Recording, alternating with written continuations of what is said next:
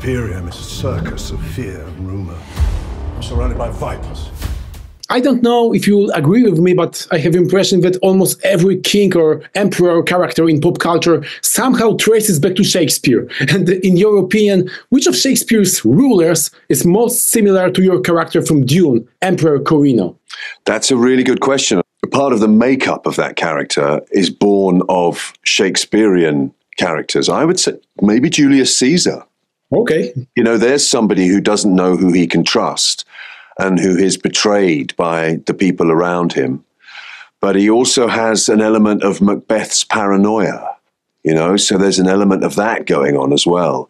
He also has some of Coriolanus's power.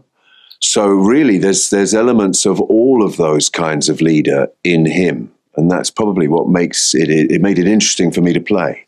Yeah, it's such a crazy mixture. So you have extensive experience in major Hollywood productions, and I'm curious, how does Dune Prophecy compare to that? What makes this series stand out?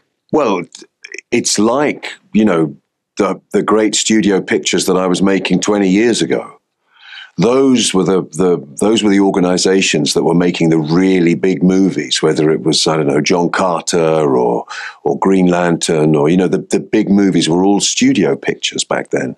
Now, HBO is making, you know, something that is, you could argue, even bigger and greater. Maybe it's the advent of technology and the ability of digital to create these incredible environments that you can just make these epic vistas and these huge shows. Although, having said that, there wasn't a huge amount of green screen. Most of the sets that you see were real. You know, they were created and we were acting within them, so it made the job very easy. If I lose control of Arrakis, the great houses would feed me to the worm.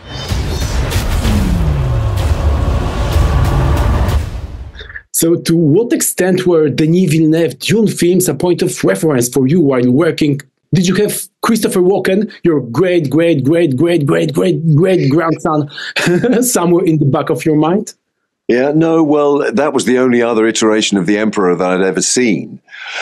And he did his inimitable Christopher Walken thing. But I'm 10,000 years before, so what that gives you is the ability to play whatever you want, something completely different. And I enjoyed the fact that this Emperor is an insecure and slightly unsure of himself and not really comfortable with having the power. That's, I think, what makes him interesting. He has the power and the ability to have that power, but it's not until he meets Desmond Hart that he really truly understands how he could actually keep everything under control.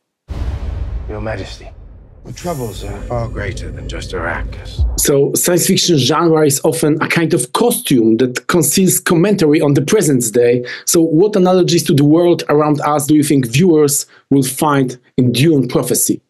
The attitude towards the thinking machines in Dune Prophecy is interesting. The fact that it literally begins with this understanding that until those machines were destroyed, humankind wouldn't be safe.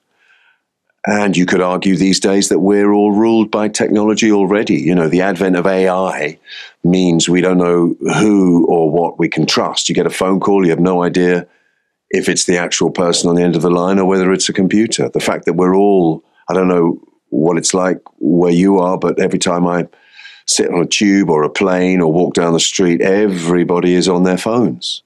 I mean, you could argue we're already being controlled by technology, so we need to kill these thinking machines before we can expand our brains again. Yeah, this is a good advice, so I will just destroy my phone. Thank you so much. Have a great day. It's a pleasure. Pleasure. Consider me a true believer.